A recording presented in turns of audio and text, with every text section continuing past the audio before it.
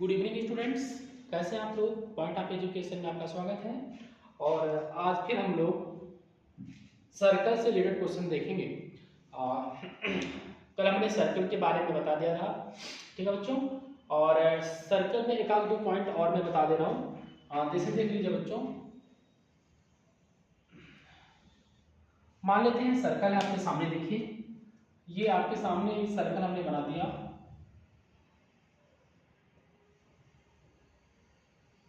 मान लीजिए सर्कल है, ठीक। सर्कल के सेंटर को अगर हम सर्कमफ्रेंस से मिलाते हैं तो हमेशा क्या कहलाएगा बच्चों, वो रेडियस कहलाता है, ठीक।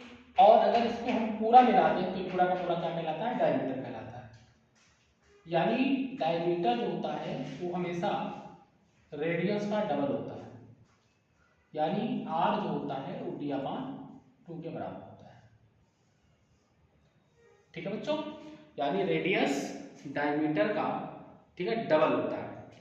अब एक बात और समझना है, अगर इसके बगल से कोई लाइन जो उसको टच करते हुए जा रही है, देखिए इसको, ठीक, इसको बोलते हैं क्या, टेंजेंट लाइन। यानी अगर किसी भी सर्कल को कोई टच करते हुए कोई लाइन जा रही है उसको क्या बोला जाता है, टेंजेंट लाइन बोला जाता है, ठीक है बच्चों।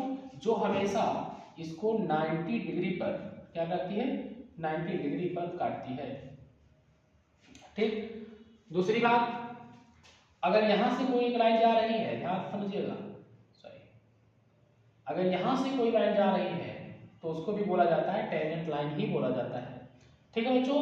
तो आप लोग को टेंजेंट लाइन का मतलब भी समझ में आ गया होगा। टेंजेंट लाइन जो कि सर्कल को टच करते हुए आगे की तरफ जाती है और एक दूसरे के साथ 90 डिग्री का एंगल बनाती है, ठीक है बच्चों। और बात समझ लेते हैं, कॉन्सेंट्रिक सर्कल क्या होता है। देखिए कॉन्सेंट्रिक सर्कल का मतलब समझ लो कि कई सारे सर्कल होंगे लेकिन उनका जो सेंटर होगा वो फिक्स होगा। जैसे मान लीजिए एक सर्कल ये है, फिर एक सर्कल से बगल से और जा रहा है, यहां से देखिएगा, फिर एक सर्कल और बगल से जा रहा है, लेकिन सबका जो सेंटर है वो सबका सेंटर फिक्स है।